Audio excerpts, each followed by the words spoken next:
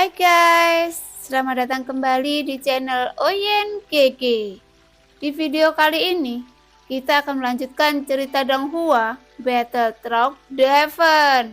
Ayo langsung aja ke alurnya. Meskipun mereka tidak tahu apa yang terjadi, tetapi makhluk yang lahir di planet ini, mereka dapat merasakan bahwa bintang yang memanggil mereka saat ini. Karena bintang batang surgawi membutuhkan setiap makhluk hidup untuk menyumbangkan kekuatan mereka masing-masing. Seakan aliran yang mengalir bisa menjadi sungai dan memberikan kekuatan hidup yang lebih agung melonjak ke arah Xiaoyan, yang membuat seluruh bintang batang surgawi bergetar. Retakan muncul di tanah dan membuat tanah longsor, bebatuan hancur, dan planet runtuh. Bintang ini semua orang dapat merasakan bahwa ia sedang mengalami bencana yang belum pernah terjadi sebelumnya. Kejadian setiap orang juga terkait erat dengan bintang ini. Dan pada saat yang sama, Xiaoyan meraung keras dan pada saat ini dia meletus dengan kekuatan yang sangat luar biasa. Dengan berkas vitalitas yang agung, Xiaoyan menggunakan seluruh kekuatannya untuk memblokir sinar formasi. Melihat pancaran cahaya akan mencapai titik bintang, begitu tertusuk olehnya, bintang itu akan putus asa. Sosok Xiaoyan dengan panik bolak-balik di antara sinar. Tubuh fisiknya hancur, tetapi di bawah restu dari kekuatan hidup yang melonjak dan agung, dia sembuh dengan cepat, di bawah energi dan darah yang kuat. Xiaoyan menghabiskan seluruh kekuatannya untuk menghentikannya. Kekuatan sinar cahaya penghancur bersaing dengan semua vitalitas ulet di bintang ini. Tetapi meskipun Xiaoyan mencoba yang terbaik dan semua makhluk di bintang mengorbankan vitalitas mereka, masih sulit untuk menghentikannya. Membuka dan menghancurkan segalanya masih menunjukkan langsung ke pusat bumi. Pada akhirnya, dia bergegas ke pusat bumi dan sosok Xiaoyan juga tersapu dari seberkas cahaya di saat-saat terakhir. Sosoknya terhuyung-huyung dan avatar pemakan jiwa dan avatar dewa asli juga terpisah dari tubuh Xiaoyan pada waktu bersamaan. Sudahkah saya mencapai batas? Gumam Xiaoyan dengan senyum asam. Mengangkat kepalanya, mata merah memenuhi matanya. Dua avatar yang kuat menggunakan teknik pembentuk kehidupan dan mereka mampu bertahan sampai sekarang. Namun meski begitu, itu masih tidak bisa sepenuhnya memblokir sinar formasi. Tuar. Sinar cahaya meledak ke arah inti bintang dan bertabrakan dengan api Xiaoyan yang membuat seluruh bintang batang surgawi bergetar hebat. Seolah-olah bintang itu seperti gunung berapi yang akan meletus. Apakah saya bisa membawanya atau tidak?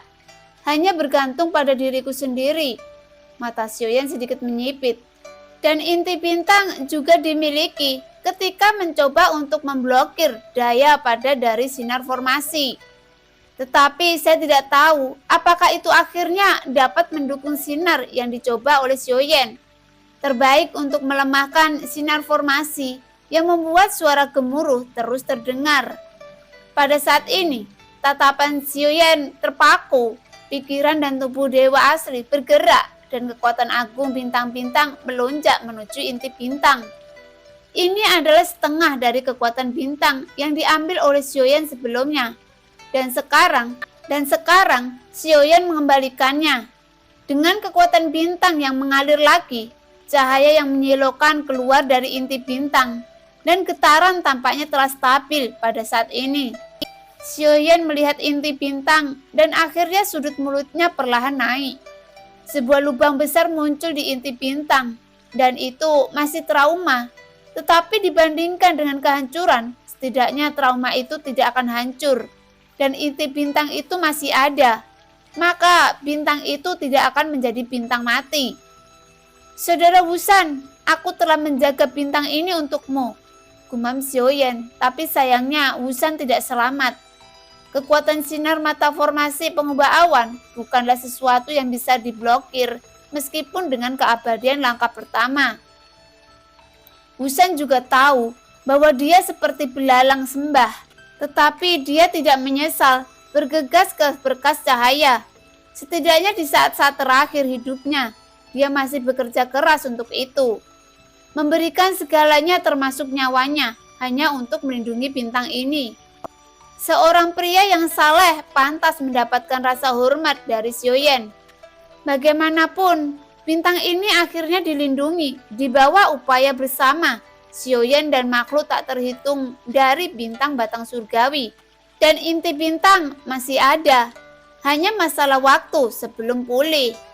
Pada saat ini, setelah Xiaoyan menempatkan avatar pemangsa jiwa dan avatar dewa asli ke pagoda kekosongan roh, sosoknya perlahan-lahan meninggalkan pusat bumi dan terbang menuju permukaan. Melihat bintang batang surgawi tidak hancur dan Xiaoyan menghela nafas lega. Jika Anda melihat ke bawah dari langit di atas bintang batang surgawi saat ini, Anda dapat melihat lubang besar tanpa dasar. Dan lubang ini diborbardir oleh pancaran cahaya dari mata formasi pengubah awan langit. Sesaat kemudian, sosok Xiaoyan muncul di langit di atas bintang batang surgawi melihat bintang yang hidup ini. Xiaoyan menghela nafas. Jika dia tidak mengambil tindakan, bintang itu mungkin akan meledak, berubah menjadi meteorit asap dan debu yang tak terhitung jumlahnya. Dalam ketiadaan yang luas, tidak ada yang akan berubah karena kehancuran sebuah bintang. Dunia juga masih ada, tetapi tidak berarti bagi dunia dengan batas dan bintang yang tak terhitung jumlahnya. Tapi selalu ada seseorang yang diam-diam menjaga semua ini. Mungkin itu bukan manusia. Yang disebut ketenangan tidak lebih dari seseorang yang membawa beban ke depan. Kali ini, bencana menyebabkan kegemparan di bintang batang surgawi, tetapi tidak akan lama. Dan semuanya akan damai seiring berjalannya waktu. Mereka bahkan tidak tahu bahwa ada makhluk abadi yang mati dalam pertempuran untuk melindungi bintang ini. Mata Xiaoyan bertahan beberapa saat, lalu dia menghela nafas ringan. Lalu sosoknya bergerak, berubah menjadi pelangi, dan bergegas menuju kehampaan. Xiaoyan meninggalkan bintang dengan kecepatan penuh, dan pada saat ini pikirannya sedikit rileks. Tiba-tiba aura mengancam yang kuat datang dari ujung, dan arahnya sepertinya adalah Xiaoyan. Dengan sepasang sayap mengepak, sinar cahaya meraung melewati wajah Xiaoyan. Itu tidak datang untukku. Xiaoyan terkejut. Tetapi dia segera merasa ada yang tidak beres, dan dia juga tiba-tiba bereaksi pada saat ini. Melihat cahaya yang telah menyapu ke arah bintang-bintang, pupil Xiaoyan langsung menyusut. Sialan! Xiaoyan mengutuk diam-diam di dalam hatinya, tetapi cahaya melintas ke dalam lubang besar. Seluruh bintang tiba-tiba membeku, dan kemudian memancarkan cahaya yang sangat menyilaukan. Xiaoyan terkejut dan kulitnya berubah drastis.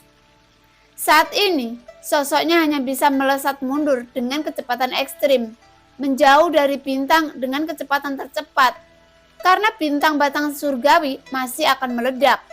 Duar! Sinar cahaya menembus tanah, dan dalam tatapan mundur Xiaoyan, dia masih bisa membawa sampai bintang batang surgawi ditembus oleh sinar cahaya yang tak terhitung jumlahnya. Dan seluruh kekosongan menyusut tiba-tiba pada saat ini. Bintang batang surgawi masih meledak. Kekuatan yang tak tertandingi meletus dalam sekejap, dan tembakan mundur Xiaoyan tiba-tiba terhenti. Ledakan yang kuat akan menyedot pada awalnya, dan ketika mencapai titik ekstrim, itu akan meledak dan meluas. Tepat ketika Xiaoyan akan tersedot oleh kekuatannya yang besar, Xiaoyan telah mengepakkan sayap bela diri dengan gila-gilaan. Tetapi kecepatan perginya masih terlalu lambat. Ledakan bintang membentuk kejutan kekuatan yang besar. Teknik pembentuk kehidupan telah diperluas hingga batasnya, dan pada saat ini tidak mungkin untuk menggabungkan avatar dewa asli untuk mendapatkan kekuatan fisik yang kuat untuk melawan. Setelah terpengaruh, ia akan mati atau terluka. Tetapi pada saat ini, cahaya putih datang dari jauh, dan sebelum sosok itu dapat berbicara, sepertinya dia mendengar mulut kecil yang diolesi madu itu mengoceh tanpa henti. Saya tidak punya kekuatan, saya harus berpura-pura. Ini seharusnya yang paling jelas. Satu kalimat didengar Xiaoyan dengan senyum masam. Xiaoyan tidak berbicara, dan sosoknya menyapu ke belakang kelinci Bingyun yang terakhir membawa Xiaoyan menjauh. Dari kekuatan hisab kuat yang terbentuk sebelum bintang itu meledak. Bintang batang surgawi meledak pada akhirnya. Meskipun Xiaoyan mencoba yang terbaik, dia tetap gagal melindungi bintang itu. Pada saat ini, Xiaoyan dibawa oleh kelinci Bingyun ke tempat yang jauh dari bintang batang surgawi dan menyaksikan bintang itu meledak dari kejauhan. Sebuah bintang masih memiliki ribuan nyawa, tetapi semuanya menghilang dalam sekejap.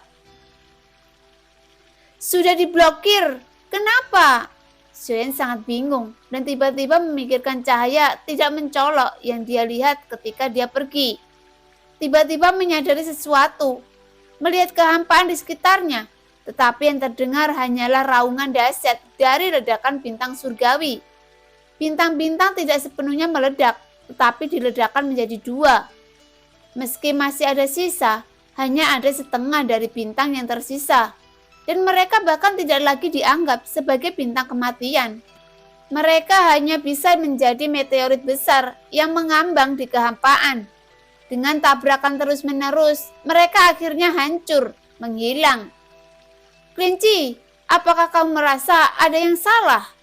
Xiaoyan bertanya, karena meskipun dia memancarkan kekuatan jiwa alam, lagi pula kehampaannya terlalu luas dan kekuatan jiwa alam masih terbentang dalam kehampaan. Setelah mendengar kata-kata pada saat ini, kelinci Bingyun tiba-tiba berbalik dan melihat ke arah tertentu di kehampaan, mengeluarkan geraman pelan.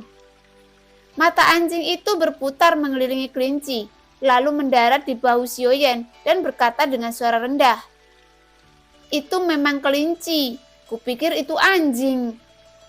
Begitu Goyan selesai berbicara, kelinci Bingyun langsung berubah menjadi bentuk manusia, dengan mata merah muda yang besar dan kemarahan yang melonjak. Tidak hanya tidak menakutkan, bahkan terlihat seperti sedikit lucu. Kemudian dia meraih mata anjing itu, dan mata anjing itu bereaksi sangat cepat. Meskipun kelinci Bingyun itu sangat cepat, dia tidak bisa menangkap mata anjing itu. Xiaoyan sedikit mengernyit, tetapi dia tidak memperhatikan keduanya, tetapi melihat ke arah yang baru saja dilihat kelinci Bingyun. "Apa yang kamu lakukan bersembunyi? Jika kamu takut, keluar saja." Suara Xiaoyan bercampur dengan kekuatan jiwa alam, seperti guntur yang menggelinding di langit, tiba-tiba menyebar dalam kehampaan, dan kelinci Bingyun dan Goyan semua kaget menyusut, dan mereka semua terdiam. Mata anjing itu segera terbang ke jubah lengan Xiaoyan dan bersembunyi. Kelinci Bingyun meletakkan tangannya di pinggangnya yang ramping, dan kemarahan di mata merah mudanya butuh beberapa saat untuk mereda. Pada saat ini, dalam kehampaan yang gelap, seberkas cahaya memadat hampir seketika dan muncul di depan Xiaoyan dalam sekejap mata. Meskipun Xiaoyan berada pada kecepatan tercepat, cahaya melewati pipi Xiaoyan dan setengah cahayanya muncul beberapa noda darah. Menengok ke belakang, noda darah pulih perlahan, dan kecepatan pemulihan ini secara alami tidak bisa dibandingkan dengan kekuatan abadi. Hanya kekuatan seperti ini, aku benar-benar penasaran bagaimana kamu bisa bertahan.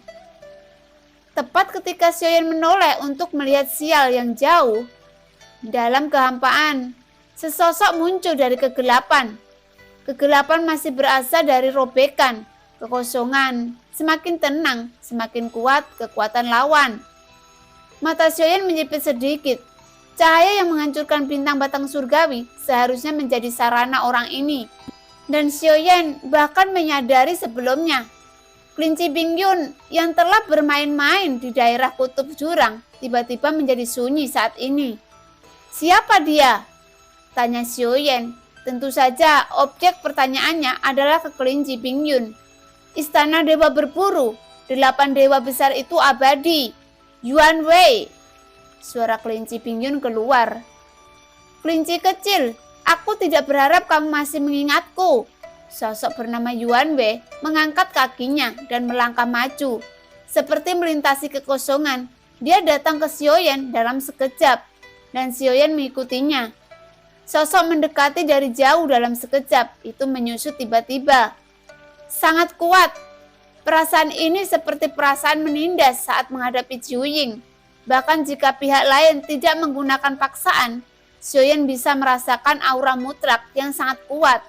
Dan dia mungkin terlihat bagi Xiaoyan abadi terkuat yang pernah ditemui sejauh ini.